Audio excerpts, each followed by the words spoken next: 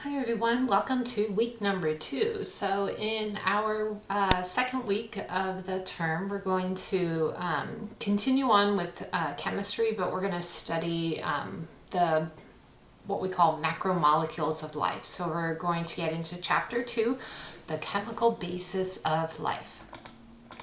So if you've already checked out the OpenStax textbook already, there's just one section that we're covering this week in chapter 2. So it's 2.1, biological molecules.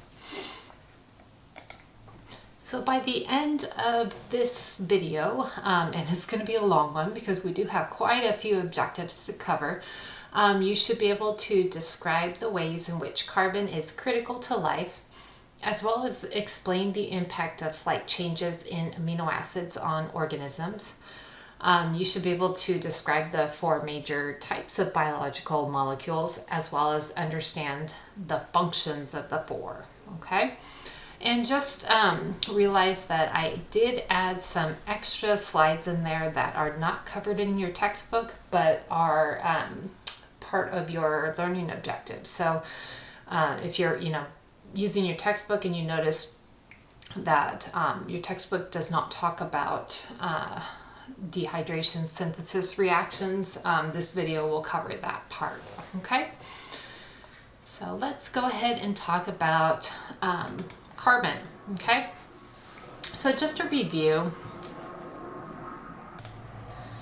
we already talked about in chapter 1 that our cells are the smallest unit of life, and then the cells, they're made of organelles, and organelles are made of macromolecules. Macromolecules are made of molecules, and molecules are made of atoms. So we're going to focus in on one particular element, the carbon. So carbon, if you take a look right here, on our periodic table, you can see that it's in the second row. Okay, so that means it has filled its first inner shell with a maximum of 2 electrons. That leaves 4 valence electrons. Okay, so this particular element is, kind of unusual because it can't exactly gain 4 electrons, it can't exactly lose electrons, so it's going to be sharing electrons. And so we see carbon as basically in every living thing. So life is carbon based, and so that's why when we're studying our biological molecules, particularly our macromolecules, the 4 macromolecules of life, which we'll talk about later on, the carbohydrates, the lipids, the proteins, and the nucleic acids, they're all carbon-based. And when we talk about carbon-based molecules, we refer to them as organic. Okay, so organic means that they contain carbon. Okay, with the exception of carbon dioxide, we don't consider that an organic molecule. But everything else that contains carbon, that's carbon-based, we call organic. Okay, so an organic compound would be something that contains carbon. So carbon, as I just previously stated, because of its atomic number being 6, when it has 6 protons, therefore it has 6 electrons. Therefore, it's filling the innermost shell with its 2 electrons, and then it has 4 valence electrons in its outermost shell. And so it needs 4 to fill its outermost shell. So that way, the only way it can do that is by perhaps forming up to 4 covalent bonds up with different atoms. Okay, so it can form up to 4 covalent bonds. So here's an example of a organic molecule, methane. So in this case, methane, you can see here, it's basically a carbon with 4 hydrogens attached. And each of these hydrogens, they are covalently bonded to the carbon. and it's an equal sharing of electrons. So what type of covalent bond is it when we have an equal sharing of electrons? That is an example of a non-polar covalent bond. So we have carbon and the hydrogens are forming non-polar covalent bonds. So when we're talking about carbon bonding, when carbons form bonds, remember they can form up to 4 covalent bonds with different atoms. And they can be, short, one single molecule of carbon, like in this case, or they can have, many bonds. So they could be long chains, like for example, this fatty acid up here has many carbons in a long chain. Sometimes the carbons can like branch off, so you have like little branches of chains. Okay, so it doesn't have to be just one single carbon with a bunch of hydrogens attached. So they could be in a long chain or a branching chain. Carbons can also bond with other elements. It doesn't just have to be hydrogens. So you can see here, we have a carbon that's attached to a hydroxyl group. It's also double bonded to an oxygen, and we'll talk about what that is called in a minute. This is a functional group. Over here, you can see that this carbon is attached to a nitrogen, which is attached to 2 hydrogens. That's a different functional group. And then we have the same setup over here as over here. This is a carboxyl group. Okay, so it doesn't necessarily have to be hydrogen. Okay, it could be other elements. And also carbons, they don't necessarily have to be in a linear or branching structure.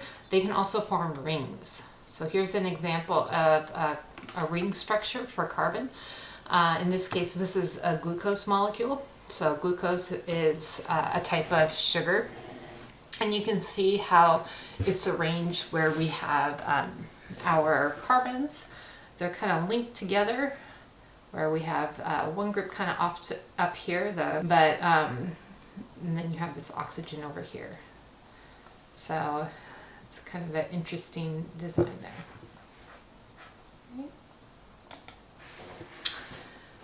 Okay, so something that the book does not talk about are functional groups. Okay, but it's important for us to understand functional groups, because if we understand the functional groups, it can help us predict the chemical properties of that particular molecule.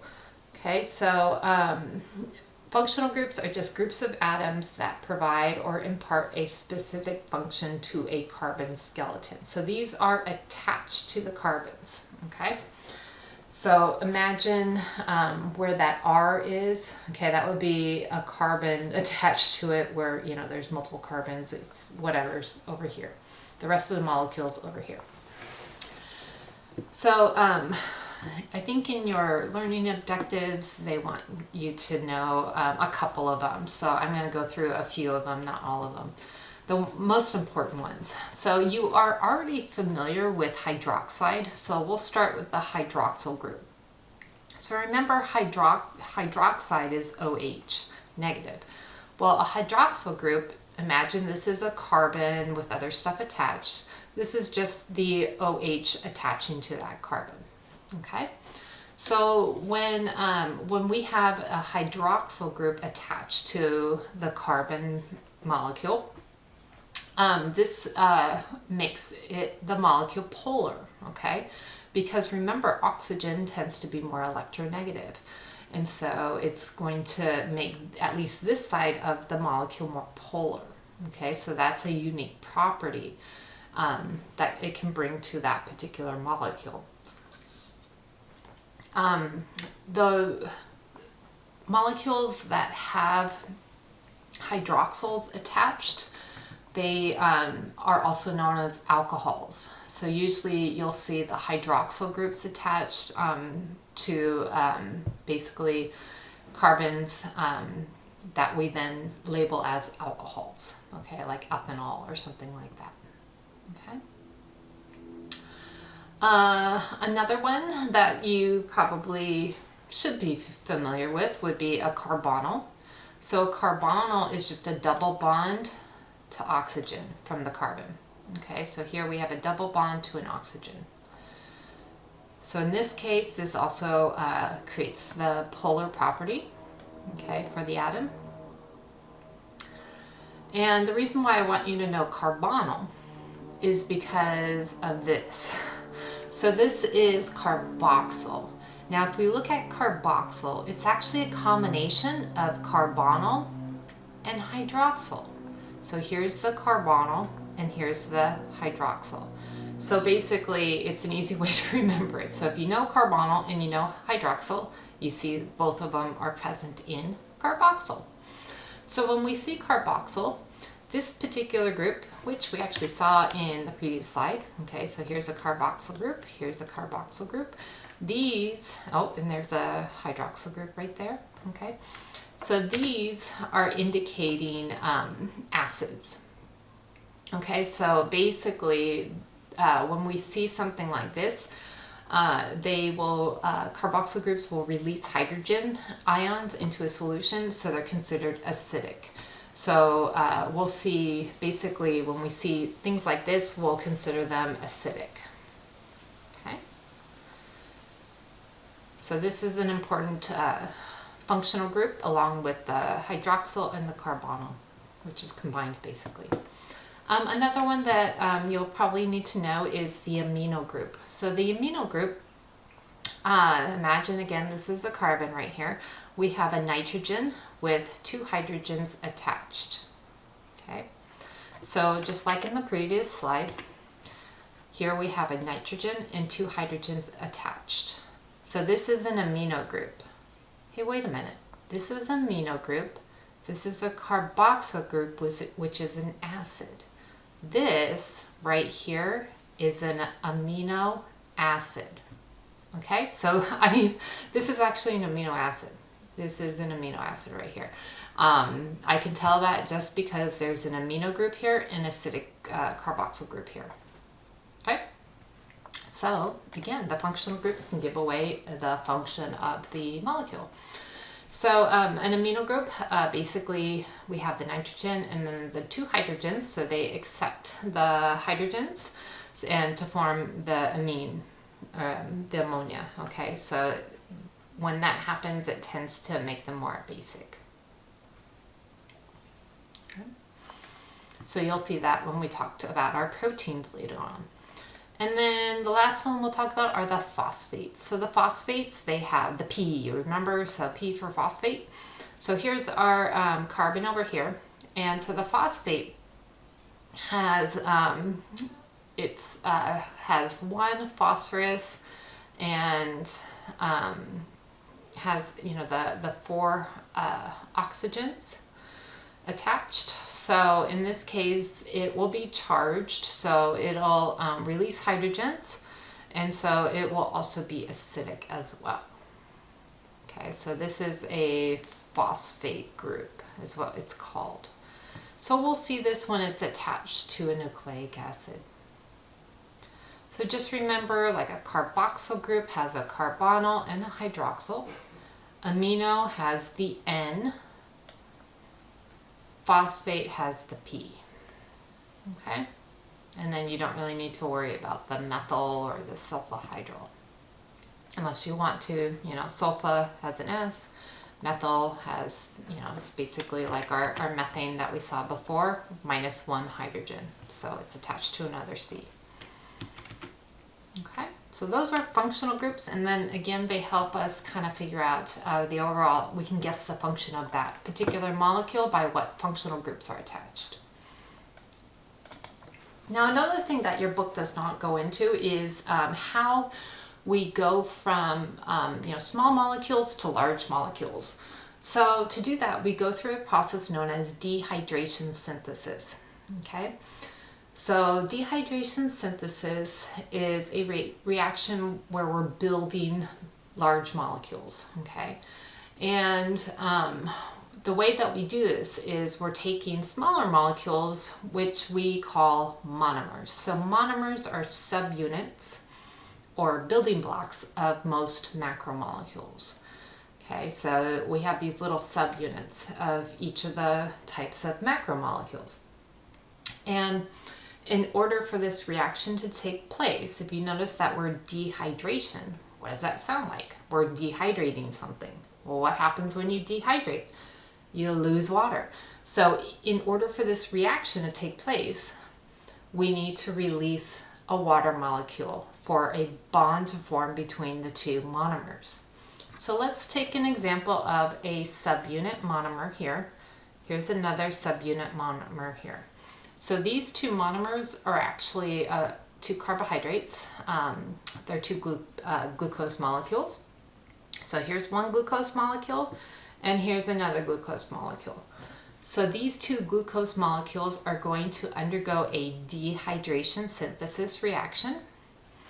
And by doing so, a water molecule will form. Okay, so that means that this glucose molecule will lose a hydroxyl group, and this glucose molecule will lose a hydrogen. And so by losing that, we'll form water from it. And then this bond, okay, this carbon will bond with this oxygen, and we'll end up forming a covalent bond. Okay, so now we went from two separate molecules to one single polymer. So the polymer is a chain of monomers linked with a covalent bond. Okay, so monomer plus monomer equals polymer. And they're linked, the monomers are linked together with a covalent bond. Remember, covalent bonds are strong. And then we ended up with a water molecule. Okay. So that's dehydration synthesis. Now what if we have a molecule, a polymer, and we need to break it down? Well, we undergo a different reaction. This reaction is called hydrolysis. Now, hydrolysis, hydro means water, lysis means breaking. So essentially, we're going to do the opposite of dehydration. We're going to add water this time to break up the bond between the two monomers. Okay, so by adding the water, we break that bond, and then the OH attaches to the carbon of one glucose molecule. The H attaches to the O of the other. Okay, so hydrolysis, water breaking. So we're using water to break apart the bond. It's basically the opposite reaction, right? Okay, so this is how we end up with macromolecules. So we basically just, or this side, this is how we make our macromolecules. So we undergo dehydration synthesis reactions to link the monomers of that macromolecule to form the polymers. Okay. All right, so let's watch a brief video that kind of just goes through the difference between the two in a very simple form.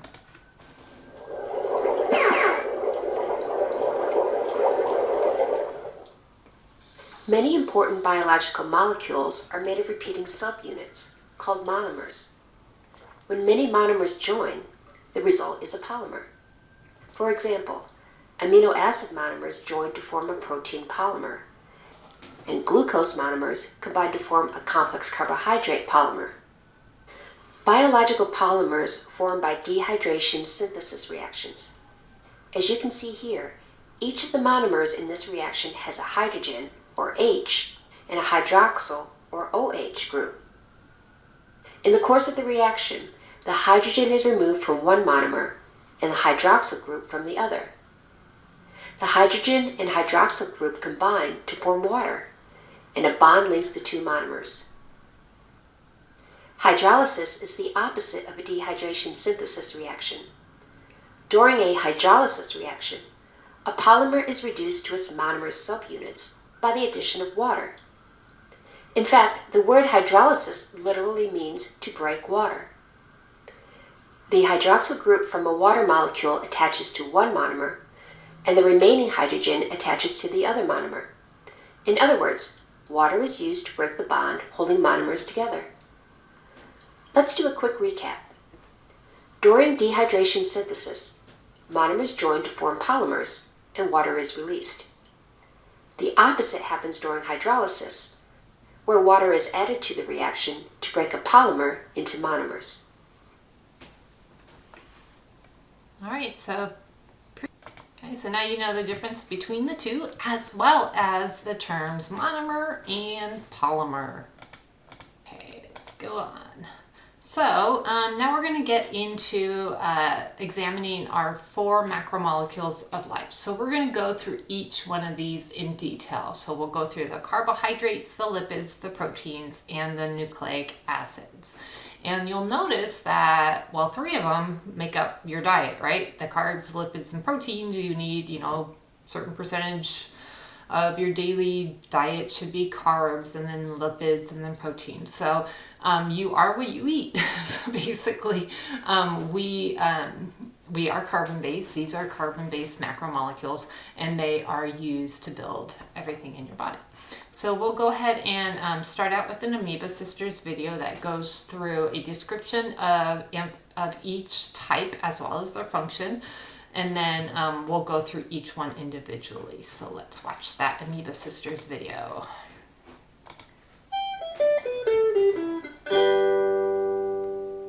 I want you to think for a moment about your favorite food. What is it? We all have different food preferences, but food is a source of large molecules that are needed for life, called biomolecules, also known as macromolecules, carbohydrates, lipids, proteins, and nucleic acids. In different types of food, you might find higher amounts of these biomolecules. For example, peanut butter can be high in both proteins and lipids.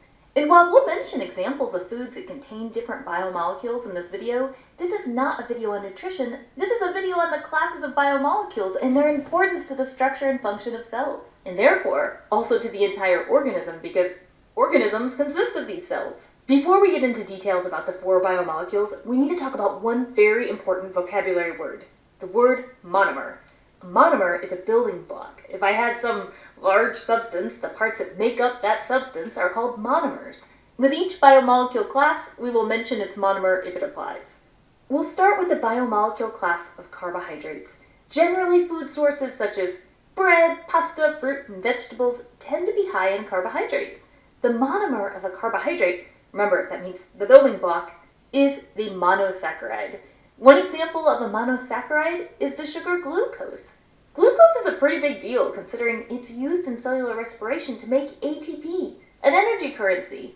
If 2 monosaccharides, such as glucose, are combined, you get a disaccharide.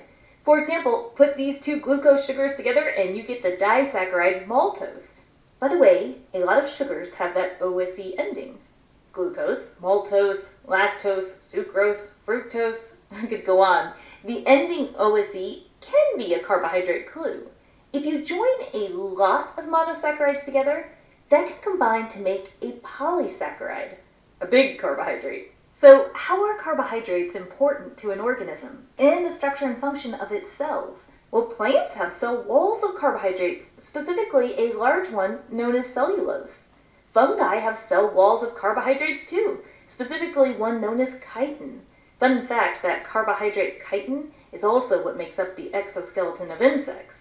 We mentioned glucose is used to make ATP. That makes carbohydrates a fast source of energy for cells. So that's a big function for carbs, a major energy source that cells can access. That energy can be stored in a polysaccharide form. Remember, polysaccharide is a big carbohydrate, such as starch for plants or glycogen for animals. Next up, lipids. Lipids include fats and oils. Examples of food sources could include butter or olive oil. This is a seriously diverse group, meaning there are a lot of types of lipids.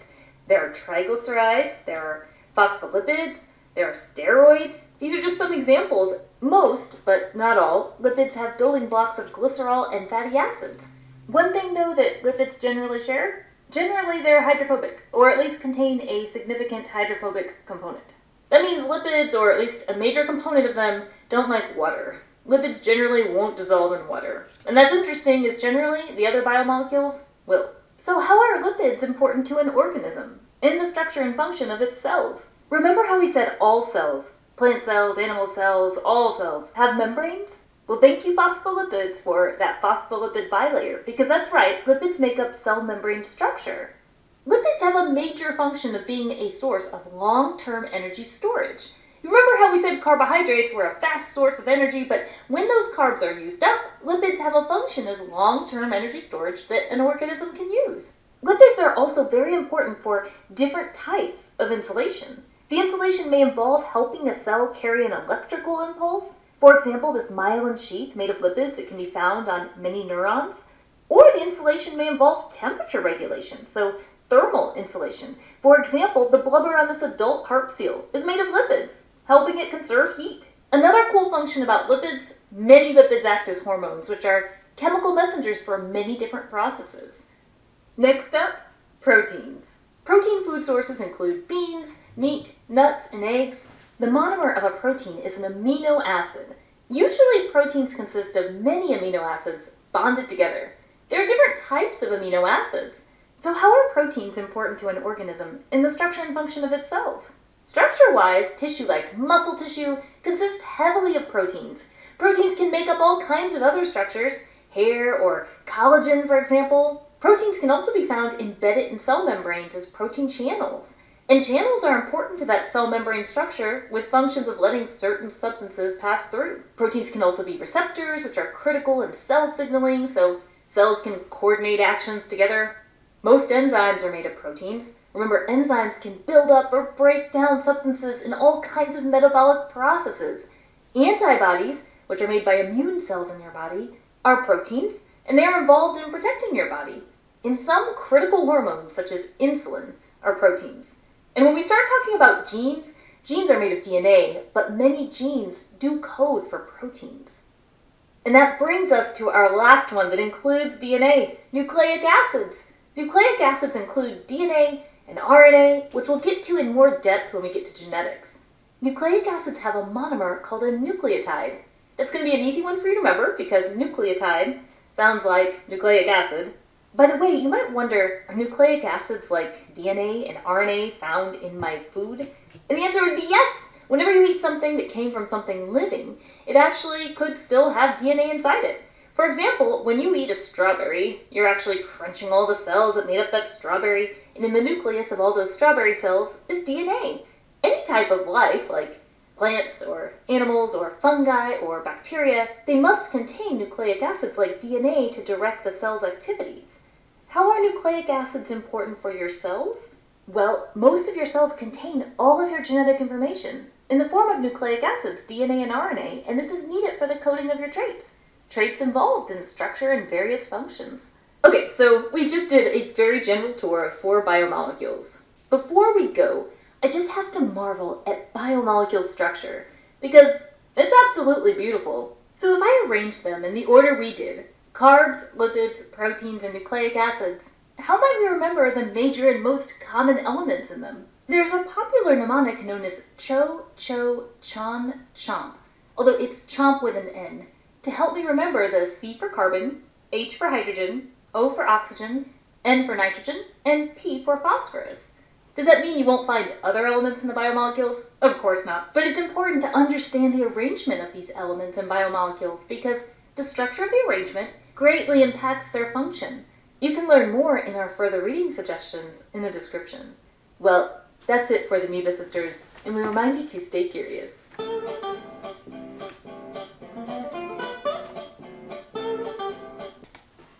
Okay, so as always, the Amoeba Sisters give a good overview of the different classifications of our macromolecules. So we're going to go through each one individually, describing both their structure as well as their function. So we're going to start out with our carbohydrates. So the carbohydrates, their function is, as they stated in the video, their job is to provide an energy source. So it's the major energy source for our cells.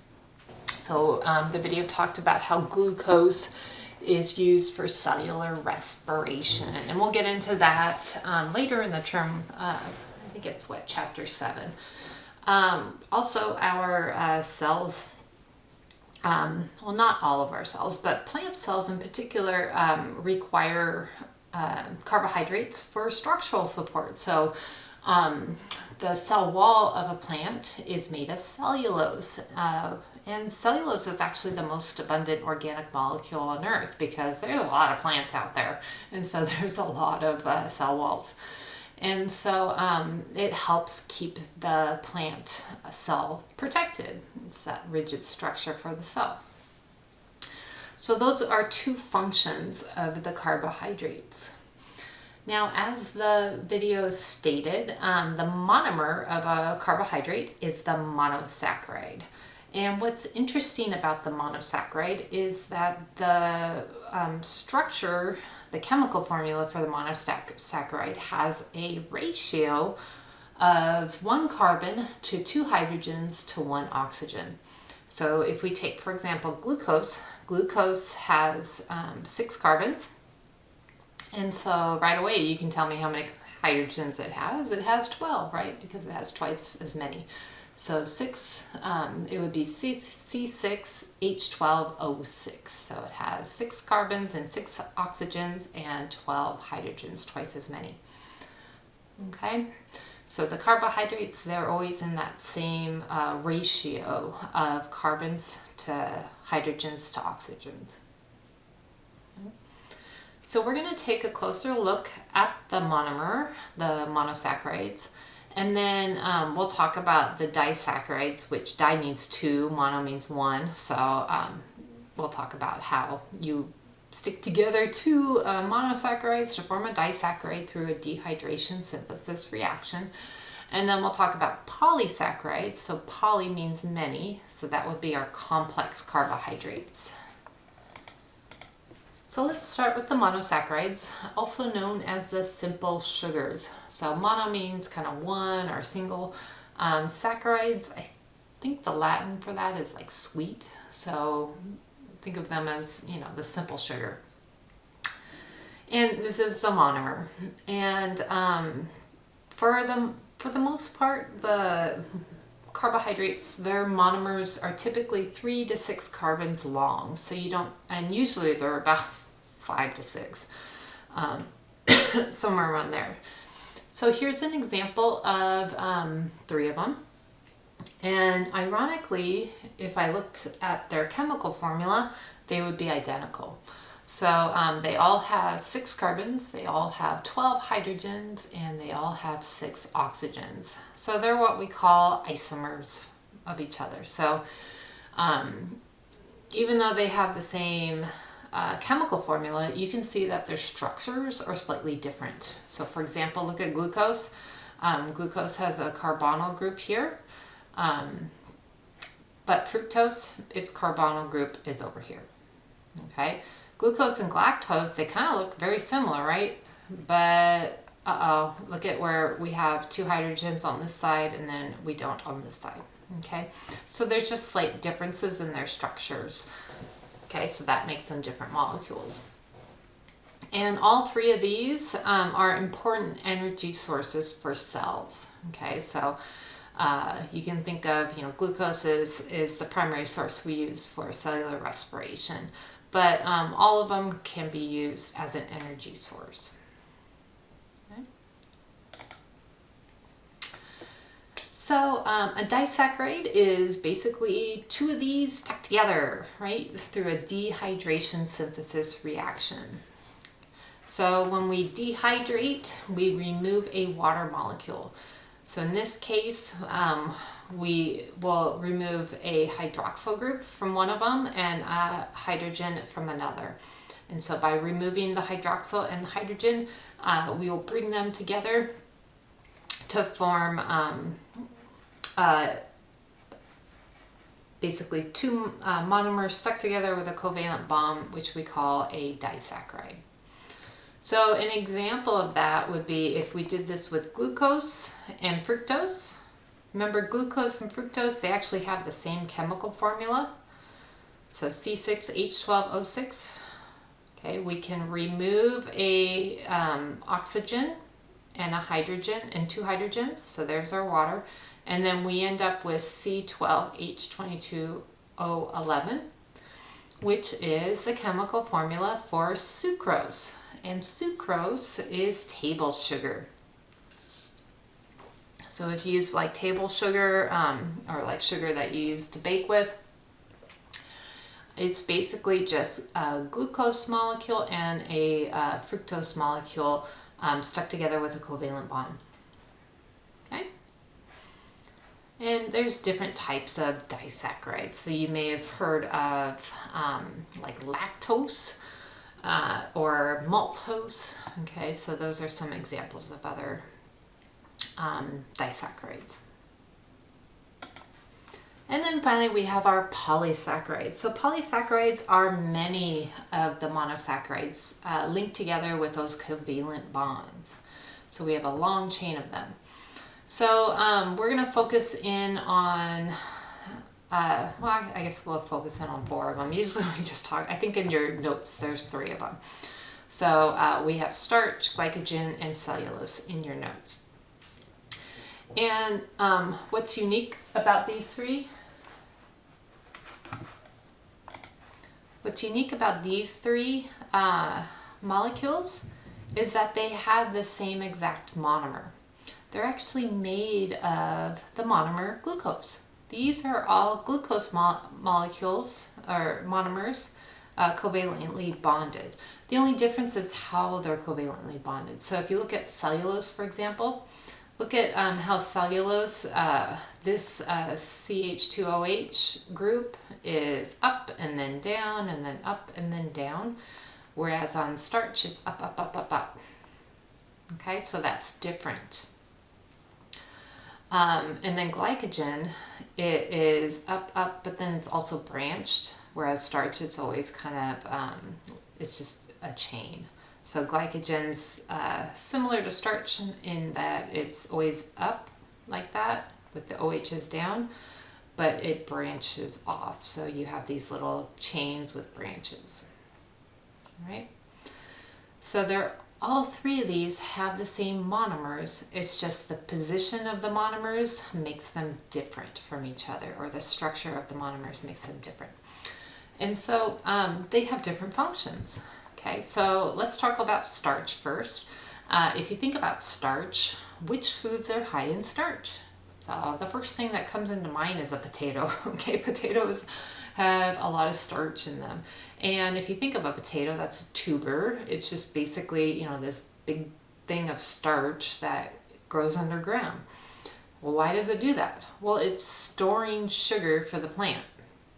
So starch is a stored form of sugar for the plant. Okay, so it's basically just storing away sugar, and we know sugar is an energy source, so it's just storing away sugars for the plant. So when the plant needs glucose, it can just break one off and use it, okay, because it has a bunch of them. So starch is an energy storage for plants. Okay. Glycogen works the same way, but in animals. Okay, so it's our energy storage. So when we need some glucose stored away, we can just grab it from our glycogen stores. And so a lot of our muscles and liver actually have glycogen stored away, okay, because our muscles need a lot of energy, right? A lot of glucose to do their thing. And so glycogen is a stored form of glucose in humans. Makes sense. So starch is glucose storage for plants, glycogen, glucose storage for humans. And then finally, cellulose, that we already talked about, is what makes up the cell walls for plants. So that's where it helps for structural support. And for us humans and a lot of other animals, we can't break that down. Okay, so when we eat cellulose in our diet, like if you eat like lots of vegetables and stuff, our body, we don't have like special enzymes that break this down, and so we can't actually extract the glucose from this. So this is also known as dietary fiber. Okay, so dietary fiber is important in our diet because it keeps our digestive system moving along, but we can't actually break it into glucose for us. Okay. And then, so those are, the three main ones. And then the one that the video talked about was chitin. So chitin's a little bit unusual because it has nitrogen in there, so it's not just glucose. So it has that nitrogen group in there.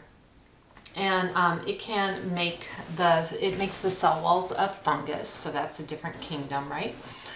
But it can also be used for structural support in some animals because it makes up the exoskeleton of our arthropods. So think of like insects and crustaceans. Their exoskeleton is made of that chitin, and so that chitin can also be used for structural support in animals as well. Okay, so that's it for our carbohydrates. So we learned about the monosaccharides, the disaccharides, and the polysaccharides, their structure as well as the function. So moving on to the lipids. So remember with the lipids, they don't have a true monomer because it's a very diverse group. And so we basically classify them as lipids if they are hydrophobic, okay? So all lipids are hydrophobic. So remember, hydrophobic means water-fearing, okay? So hydro means water, phobic means fearing. And that's because they're non-polar. So remember, non-polar, they're carbon-based, right? They're held together by non-polar covalent bonds. And so they're not attracted to water, which is a polar molecule. So with our lipids, we have, several important functions. So they can be an energy stored as well. So they can be stored for energy. So think about like if you've exhausted all of your energy stores, you can also rely on fat stores. They also provide insulation. So the video talked about like the harp seal pup and that layer of insulation. So we also have fat stores around our organs. So it's very important for us to have fat stores around our organs because when you do jumping jacks, you don't want your liver to be bouncing into your stomach, right? And injuring it. And so we do require lipids to provide that insulation and protection. Some of our lipids some of our hormones, I should say, are actually lipid based. And so hormones are chemical messengers. So they send, chemical signals throughout our body. And some examples of that would be like our sex hormones. So testosterone and estradiol are examples of lipid-based hormones. And then most importantly, each one of our cells is surrounded by a cell membrane or a plasma membrane, which is made of a phospholipid bilayer. So that phospholipid is a lipid. So we, need lipids in our diet to help form new cells in their cell membranes. So here, there's, diversity in lipids because, again, there's no true monomers, so there's no true polymers. And so here's just some examples, and we'll go through them. So some examples of lipids would include fats and oils, waxes, phospholipids, and steroids. Okay, so we'll talk about them. So let's start out with a fat. So a fat molecule consists of a glycerol and a fatty acid. Okay, so let's take a look at the fatty acid. So first of all, we learned that a fatty acid should have a carboxyl group. There's the carboxyl group. And then they just kind of abbreviated it. So here's a carbon with 2 hydrogens. So 1 hydrogen, another hydrogen, 1 hydrogen, another hydrogen. So it's basically just a bunch of hydrogens. So this is considered a saturated fatty acid. So if we have a saturated fatty acid and then here's a triglyceride. So here we have a glycerol. That glycerol will undergo a dehydration synthesis reaction where water is removed to form a triglyceride. So tri means three, so three fatty acids attached. And they are forming a covalent bond with the triglyceride. Okay, and it's a special name for the bond. It's called an ester linkage. That's just another name for the covalent bond. But you can see, this is a triglyceride. So here's a fatty acid. This is, saturated fatty acid. Down here is an example of an unsaturated fatty acid. So if we take a look at the two, saturated versus unsaturated, can you see any difference? Take a look what's going on here. So in this case, we have a double bond between two carbons. And because of that, we're missing two hydrogens. And so we have less hydrogen here. So it's not as saturated with hydrogens. So a saturated fat is saturated with hydrogens. It's, filled with hydrogens. But because we have a double bond here, we're considering it unsaturated with hydrogens. We have less hydrogens. In this case, we have two less hydrogens. And what that does with that double bond, it creates a kink. So here we have this completely linear fatty acid chain. But here it's linear and then it goes into a different direction. Okay, and because it goes into a different direction, imagine you have a bunch of these. It leads to openings. And so when we're talking about the two types of fats in our diet, saturated versus unsaturated fats, the unsaturated fats are typically liquid at room temperature because of these kinks. Whereas the saturated fats, they tend to stick together because they're always going to be in this linear format, so they're going to be solid at room temperature. Saturated fats are common in animal products, whereas unsaturated fats are common in plant-based products. So think like olive oil, canola oil, safflower oil are oils. Saturated fats, think of butter. The meats have lots of saturated fat in them. Okay, so they are solid at room temperature. Okay. As far as our diets, which ones are healthier? Okay, so the unsaturated fats tend to be healthier for us compared to the saturated fats. Right. All right. So that is our fats and our triglycerides and the difference between the two, saturated and unsaturated. Now, something that you might have become more and more familiar with is trans fats, and you might think of trans fats as a bad word, right? So trans fats is it's a processed product. It's a processed fat, so it's not naturals, and it's basically where the food industry has taken an unsaturated fat and has made it solid at room temperature. So remember how a unsaturated fat has a kink in it, and that makes it liquid at room temperature. And what the trans fat happens is basically it makes it more linear, and by making it more linear, it makes it solid. Okay. So you can see here our typical unsaturated fat, we call it a cis fat because it has hydrogens on the same side.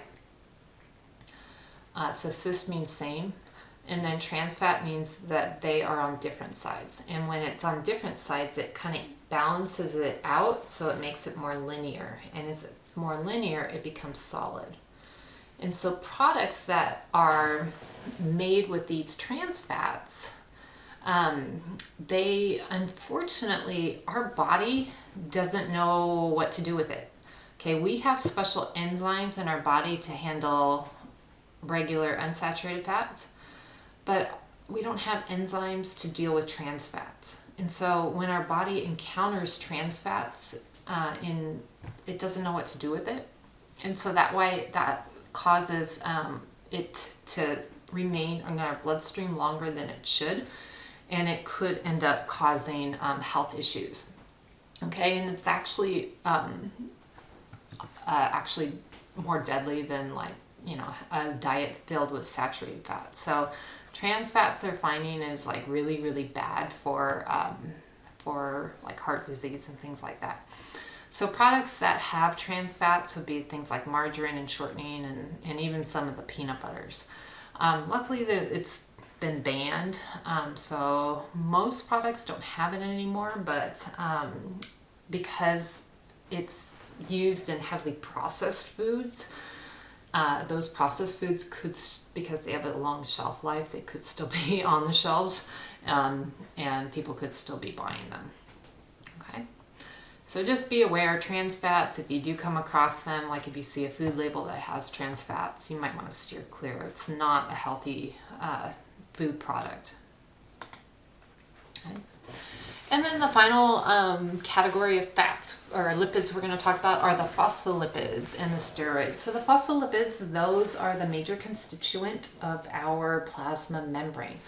So what's interesting about the phospholipid is that we have the phosphate group. So we talked about that as one of our functional group. And if you recall from that list of functional groups, it's a polar molecule. But lipids are non-polar. So wait, we have a polar molecule and a non-polar molecule stuck together.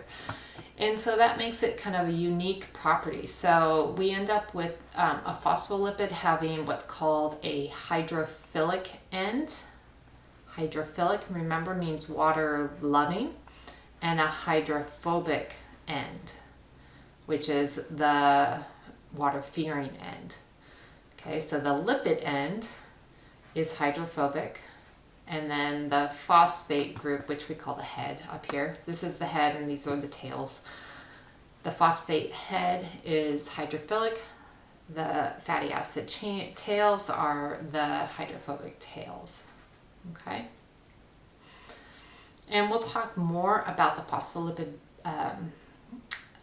it's called a bilayer that makes up our plasma membrane, in a couple videos. Okay, so for now, just realize that a phospholipid is kind of unique in the sense that it has a non-polar component as well as a polar component, making it both hydrophilic and hydrophobic. And then finally we have our steroids. So steroids, remember, those are used, some of them are actually, they can be used for hormones. So like cholesterol, which is shown here, is our sex hormones, testosterone and estradiol, are derived from this cholesterol, this molecule. And what's unique about this? What do you see? It's a ring structure, whereas everything we've seen so far with our lipids are linear chains of carbons. Here we have ring structures for our carbons. So this is kind of, very unique lipid here. It is a lipid, it is non-polar, but in this case, it's a ring structure. So steroids, they're unique for lipids because they're a ring structure. So an example would be cholesterol, as well as, a derivative of cholesterol would be like testosterone or estradiol. Okay. All right, so we're going to watch a video on fats and kind of go back to the unsaturated versus the saturated, and then go into the trans fats. Contrary to popular belief, not all fats cause heart diseases and are bad. In fact, most fats, in adequate amounts, are required for normal bodily functions, especially brain functions. There are also good fats that actually decrease the risks for cardiovascular diseases. A fat molecule is composed of a glycerol head and 3 fatty acid tails, each of which is a long hydrocarbon chain, a carbon skeleton bound to hydrogen atoms. When all the carbons are fully bound to hydrogens, the fatty acid is said to be saturated. All the bonds between carbon atoms are single, and the hydrocarbon chain has a straight shape. A fat molecule made entirely of saturated fatty acids is a saturated fat.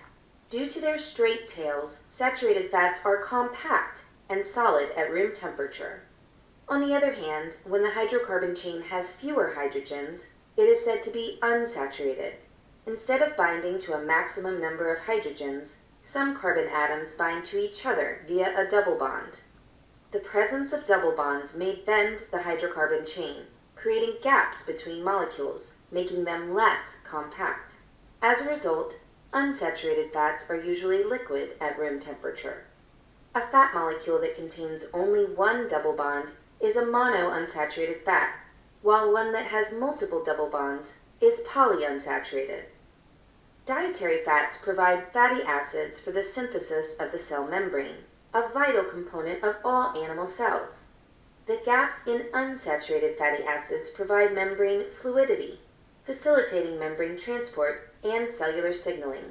While both types of fats are needed for an optimal composition of the cell membrane, too much saturated fat, which is commonly the case in a typical American diet, would make the membrane rigid and hinder cellular responsiveness. Membrane fluidity is most important in the nervous system, where neuronal response requires extremely fast cellular communication. A certain ratio of unsaturated to saturated fatty acids is also required for the formation of myelin, the insulating material that wraps around axons of neurons and speeds up the conduction of electrical signals. The body is capable of synthesizing all the fatty acids it needs, with the exception of polyunsaturated fatty acids omega-3 and omega-6, which must be obtained from the diet. These are known as essential fatty acids. In general, unsaturated fats are healthier than saturated fats. Unsaturated fats decrease the risks for heart disease by reducing the amount of bad cholesterol, LDL, and increasing the good cholesterol, HDL, while saturated fats increase both good and bad cholesterol. But not all unsaturated fats are equal. In fact, a type of unsaturated fat, known as trans fat, is the unhealthiest of all. A double bond can give rise to two possible configurations, cis and trans. Cis is when the two hydrogen atoms are on the same side of the bond, while trans is when they are on the opposite sides. A cis double bond bends the fatty acid molecule, while the somewhat more symmetric trans configuration does not. A trans fat is therefore similar in structure to a saturated fat. More importantly, trans fats rarely occur in nature, so the body does not have the necessary enzymes to break them down. Diets rich in trans fats increase the bad cholesterol LDL and reduce the good cholesterol HDL, having the most detrimental effect on blood vessels. Trans fats are found mainly in partially hydrogenated oil products, such as margarine. Because unsaturated fats are less stable and spoil faster, food manufacturers add hydrogens to make them more saturated through a process known as partial hydrogenation. This process not only prolongs shelf life of vegetable oils, but also turns them into solid or semi-solid products, which are preferred by commercial bakers for their low cost and wide range of different textures. Unfortunately, partial hydrogenation also converts some of the cis double bonds into trans configuration, producing trans fats.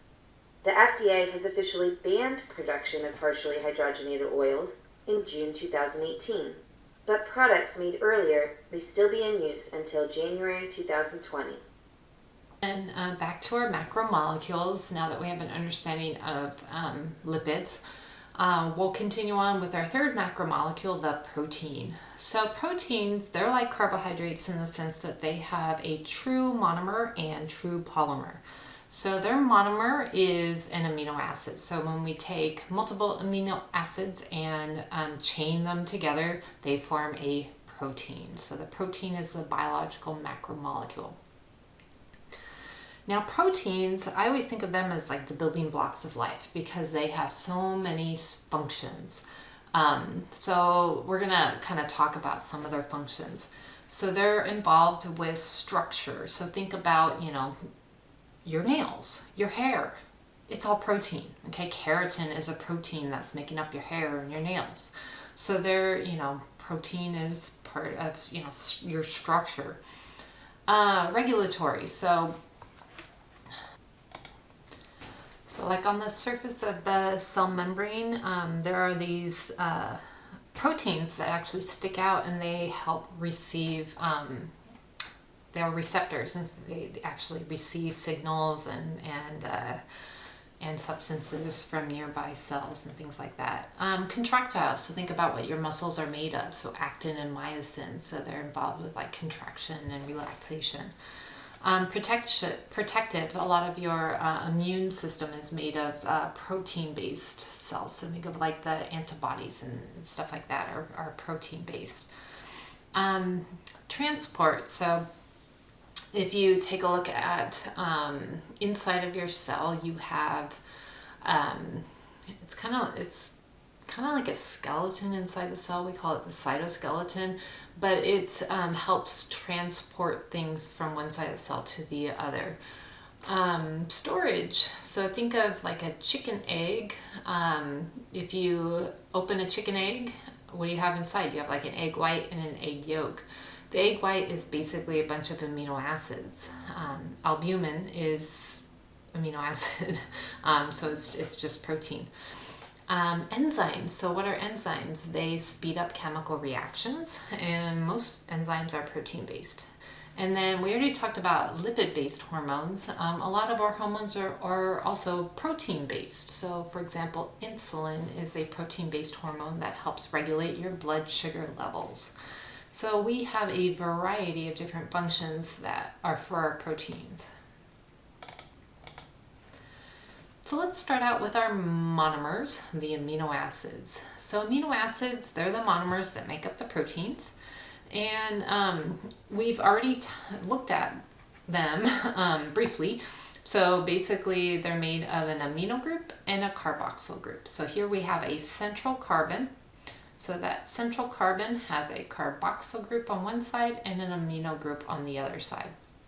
And then we have a hydrogen attached, and then on the bottom side we have what's called the R group. So the R group is what makes each amino acid different. Okay, so this is where we have a difference. Everything else about the amino acid is the same amongst the different amino acids. So here's 4 different amino acids. Everything up top is the same. Okay, the distinguishing characteristic is the R group, which is in red here. Okay, so that will decide, what is happening with that particular amino acid.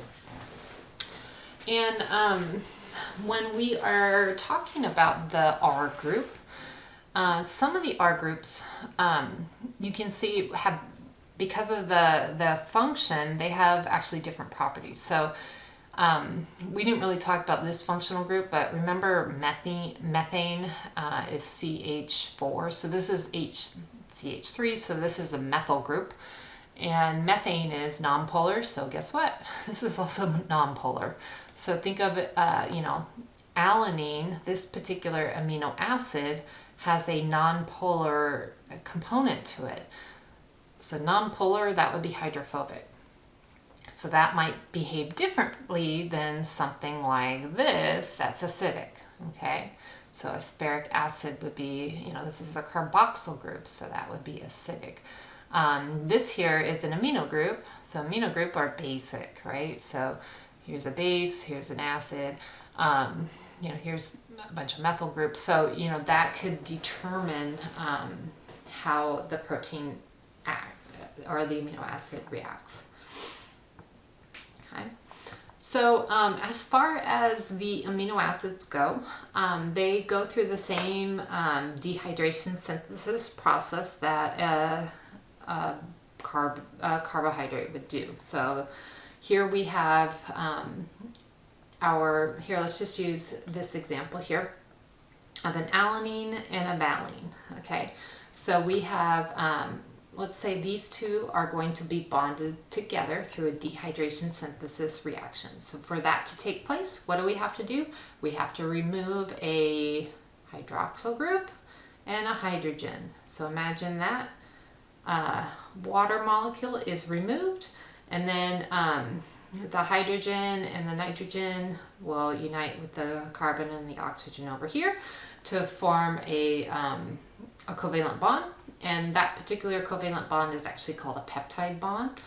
And so now these two amino acids are linked together over here, not by their R groups, but over by just the chain here. Okay, so they're linked by chain, and that's just how they would line up.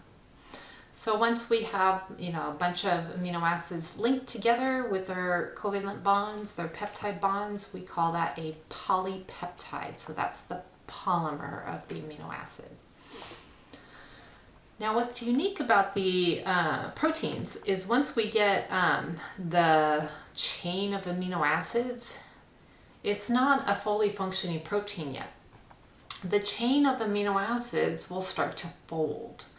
And the way that it folds will actually determine how the protein functions. So we're actually going to watch an Amoeba Sisters video on protein structure and folding, and then we'll talk about it. So let's watch the video first, and then we'll discuss it.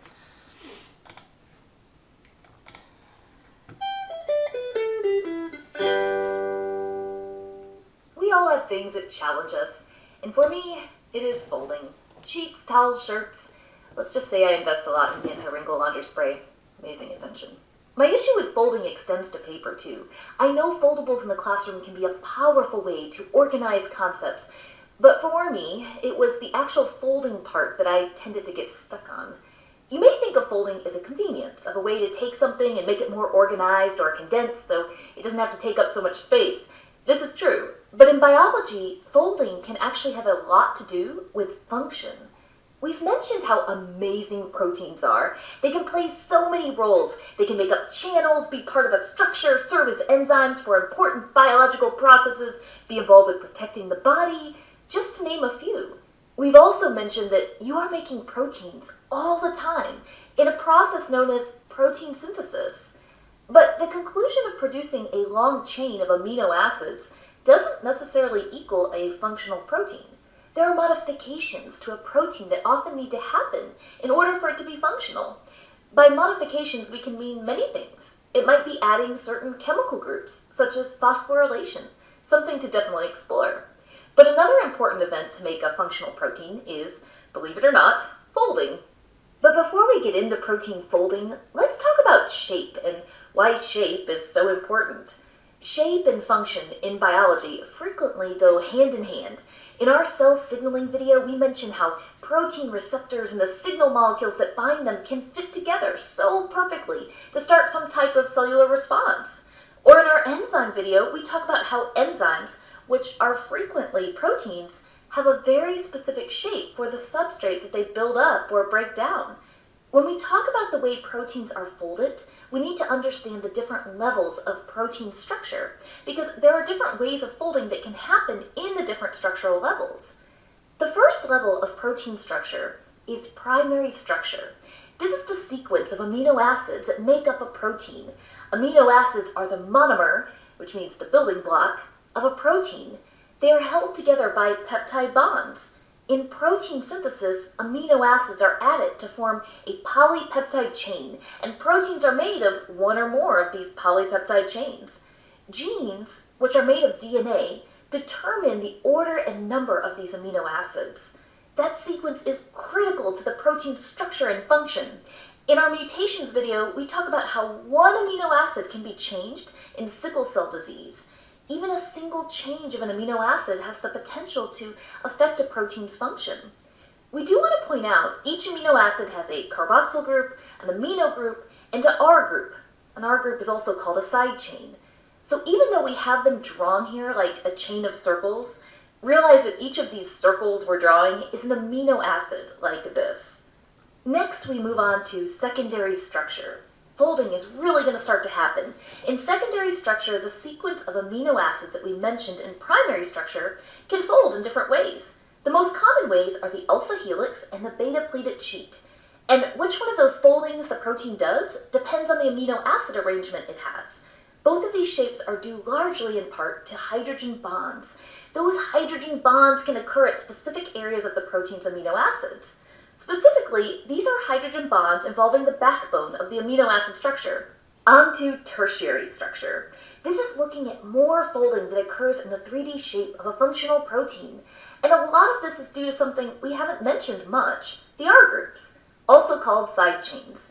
See, the amino group and the carboxyl group are generally standard parts of an amino acid, although the R group found in amino acids can vary among different amino acids.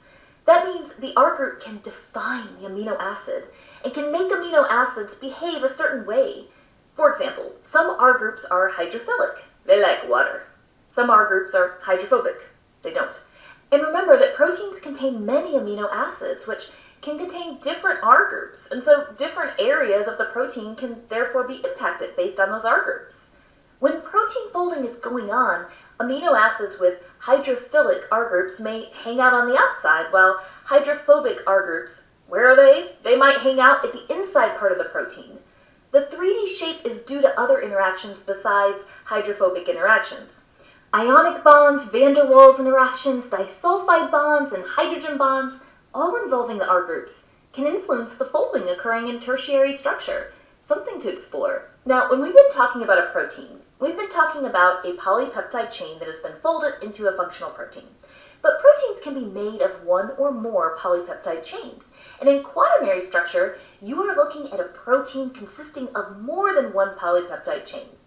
Each of these polypeptide chains can be a subunit, and interactions between them, such as hydrogen bonds or disulfide bonds, can keep them together. Going back to folding, I know what you might be thinking. Who is doing this folding anyway? Are the proteins just folding themselves? Well, the interactions mentioned, like hydrogen bonds and R group interactions, are occurring depending on the protein's own amino acids. One reason why amino acid sequences are very important for protein function. But folding is far more complex than that, and there can be intermediate steps involved when a protein is folding. In fact, there's a phrase you can search called the protein folding problem to learn more about the questions scientists continue to explore regarding protein folding. Research has shown that proteins often have help in the folding process. Chaperonins, for example, are proteins that can help with the folding process. They have almost a barrel shape. Proteins go into them, and the chaperonin tends to have an environment that is ideal for the protein's folding, and this can help the protein be folded correctly so it's functional. Just wish I had something like that for my towels. All of these interactions we mentioned in primary, secondary, tertiary, and quaternary structure are paramount for a mature protein to have its correct shape so it can carry out its function. And that's very relevant. There are many diseases that are related to protein misfoldings. Check out some of our further reading suggestions in the description about that. One last thing we haven't mentioned. Each protein has an ideal environment for functioning, which might include a certain temperature or pH range. If the protein is exposed to something outside of its ideal temperature or pH range, exposed to high heat, for example, you can disrupt the interactions that we had talked about taking place at the different structural levels. This can denature the protein, which disrupts its shape. This prevents it from functioning correctly, and depending on what caused it to be denatured, sometimes you are interfering with many levels of protein structure. Sometimes it's just one or two levels. Sometimes denaturing a protein may be reversible, but in many other cases, it's not. The environment that a protein is in definitely matters for its functioning. Well, that's it for the Nuba Sisters, and we remind you to stay curious.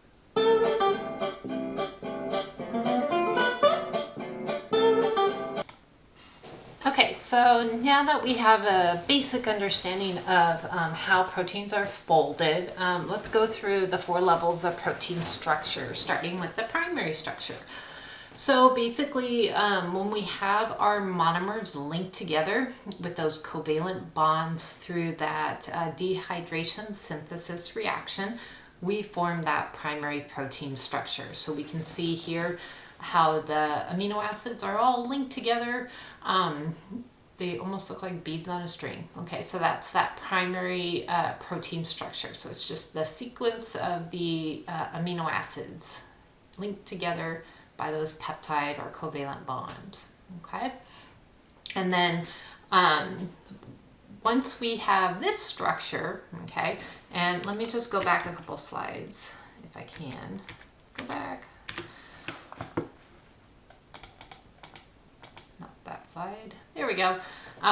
Remember how in our amino acid we have okay, so the 2 amino acids are linked together with the hydroxyl group and the hydrogen group removed, and so they're linked together up here.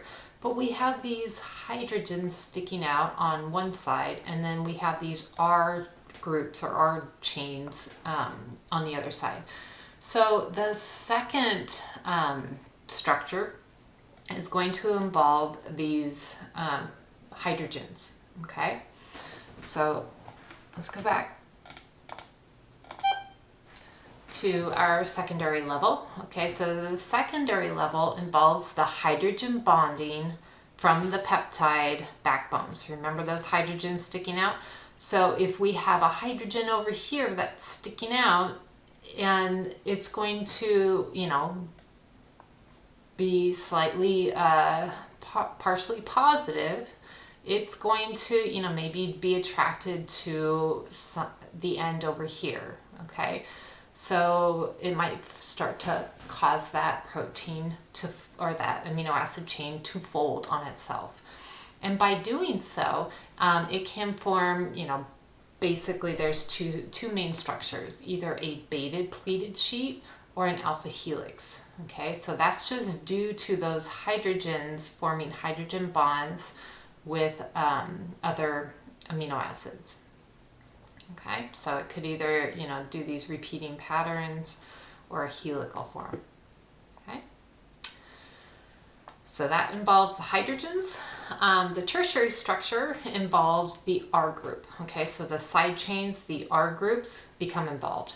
And remember, those R groups, they have their own different properties to them. So some of them are polar and like water.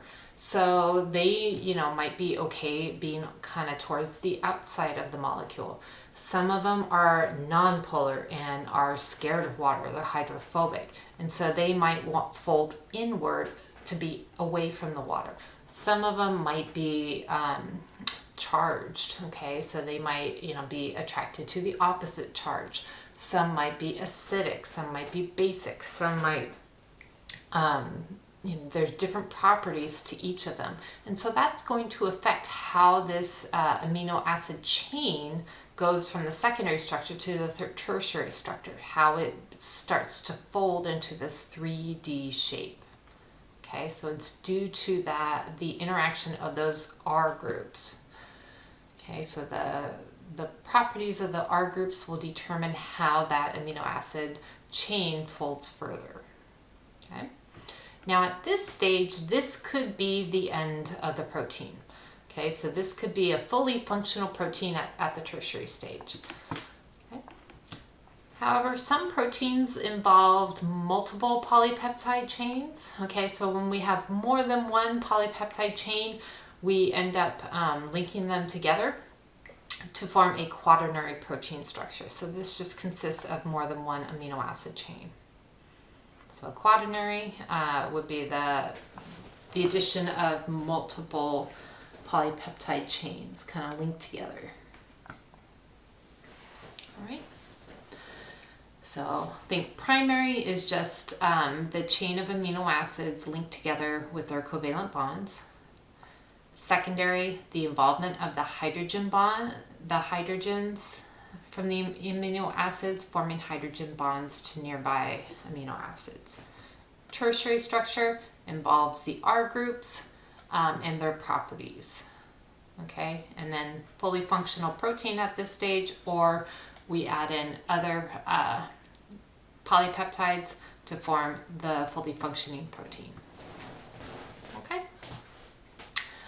All right, and then finally at the end of the video, it talked about how proteins, they can be affected by environmental changes. And so they have a particular environment that they like to be in, and then if there's a change in the environment, that can cause something to happen. So for example, if this structure is heated up, okay, that might cause maybe the hydrogen bonds to break, or if it's exposed to a different pH, if it's dropped in an acidic solution, then that could cause the acid parts of the R chains to be different, to react, or to the bases. And so that can cause this tertiary structure to start to unravel. Okay. or different, heat exposure or salinity, anything can cause the protein to start to react and to unfold. And so as it's becomes misshapen, it no longer can function. So the shape of the protein determines its function. So when it unfolds, it no longer can function properly. Okay, so that's when we call it the protein being denatured. So denaturation is the loss of its shape, thus its function. And that results to some change in the environment. Okay, so that could be a temperature change, it could be a change in pH, it could be exposure to a chemical, it could be anything. Okay, so and that can be very dangerous. For example, in your body, think about what happens when you usually it's more with kids. If a child spikes a really high fever that's like above 104, it's time to go to the emergency room. Why is it time to go to the emergency room? Because the temperature is so high that it can start denaturing enzymes, okay? Certain proteins in the kid's body, and that can cause the child to go into shock, okay? And cause things to happen in the body. And so that's why when the temperature gets too high, that could cause a protein to unravel and no longer function, and that can be very dangerous. All right, so denaturation is basically when the change in a protein due to a change in the environment, and that way the protein can no longer function. And it can happen at any level. If it happens at the tertiary level, it can happen at the secondary level. If it happens here, then it's not going to form the tertiary level. If it happens here, it's not going to form the secondary level, which won't form the tertiary level. So any of these can be broken. All right, moving on to our final macromolecule, the nucleic acids. So the video talked about how, this is not necessarily a dietary requirement because it's in everything. It's in each one of the cells nucleus of everything that we eat. So nucleic acid, that is basically the biological macromolecule that carries our genetic information of a cell and carries instructions for the function of the cell. Okay, so we generally focus in on two types of nucleic acids, the DNA and the RNA. Okay. And if you take a look at the spelled out versions, DNA versus RNA, so deoxyribonucleic acid versus ribonucleic acid. So you see nucleic acid is in the name itself. So we have deoxyribo and ribo. And actually deoxyribo stands for deoxyribose, which is a type of sugar that makes up the DNA molecule, whereas ribose is the sugar that makes up the nucleotide of RNA.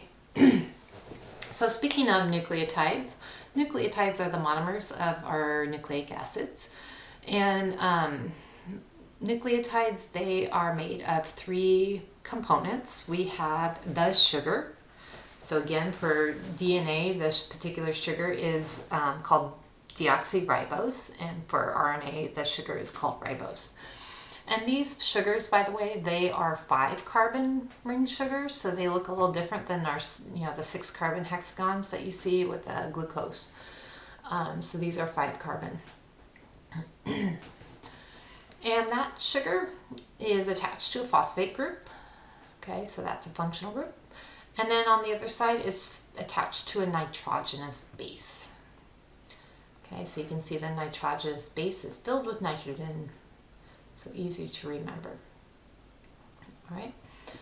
So when we have our nucleotides, we can have multiple nucleotides held together with covalent bonds, and they will form a nucleic acid. Okay. So we'll talk about the first type, the deoxyribonucleic acid, the DNA.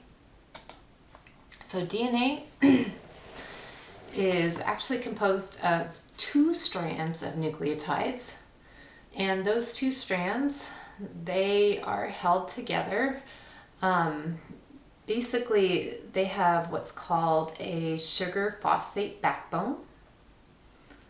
Okay, so you can see this part of the strand, the solid part is the sugar phosphate part. And that means that this part sticking out is the nitrogenous base. Okay, so the way that they're covalently linked together is the nucleotide is linked by the phosphate group of one nucleotide is covalently bonded to the sugar of another nucleotide. Okay, so it goes, there's a sugar bonded to a phosphate group. Okay, and that's what holds the nucleotides together, is a covalent bond that holds them together. So that means that the nitrogenous bases themselves are just kind of floating there. And then if we have two strands of them, the two strands are held together by the nitrogenous bases. So the nitrogenous bases, they actually form hydrogen bonds with each other. And we know that hydrogen bonds, those are weak bonds, so they're just kind of temporary bonds between the two. And we'll go into more detail about which bonds are which. Like some of you already know that there's different types of nitrogenous bases. Some of you have heard of adenine and thymine and cytosine and guanine. So adenine is a nitrogenous base that binds with thymine, and guanine always binds with cytosine. But we'll get more into that later on. Okay, so for now, we just need to know that the nucleotide is the monomer, the nucleic acid is the polymer. Their function, DNA carries genetic information, RNA carries the genetic information to make proteins, basically. It's a middleman. Okay? And then there's its structure. So we have a sugar phosphate backbone held together by covalent bonds, and then the nitrogenous bases hold the double helix together of the DNA molecule. RNA, it's a single-stranded. They don't have hydrogen bonds holding two RNA molecules together, so it's just a single strand. Okay. All right, so let's do some review questions. So an example of a monosaccharide is, would it be fructose, glucose, galactose, or all of the above?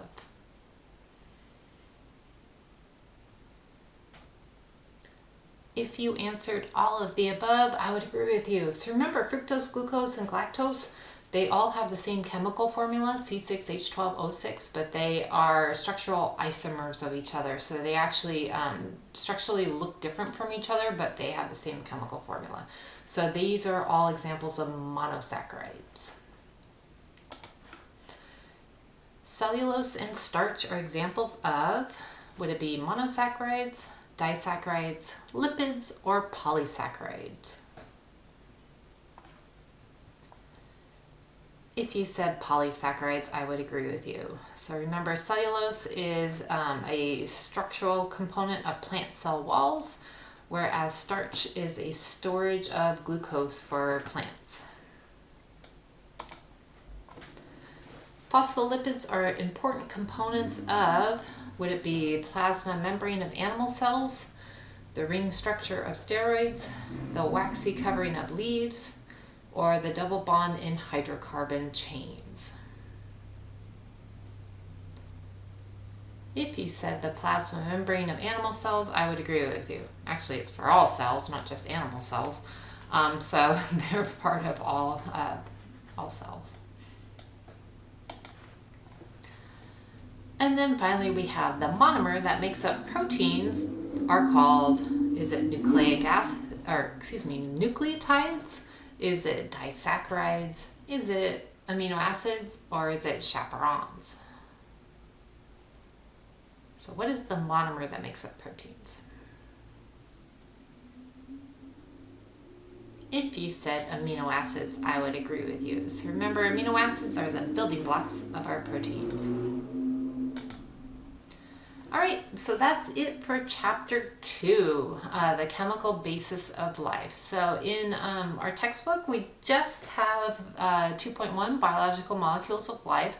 So by now you should be able to describe the ways in which carbon is critical to life, as well as explain the impact of slight changes in amino acids on organisms. You should be able to describe the 4 major types of biological molecules as well as their functions. Okay, so make sure you know their structures and their functions, the monomers if they have them, and the polymers.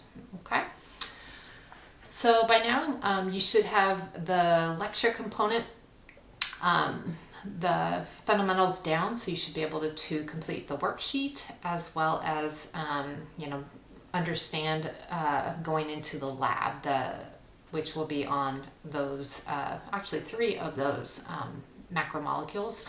You'll learn a little bit more about carbs, lipids, and proteins.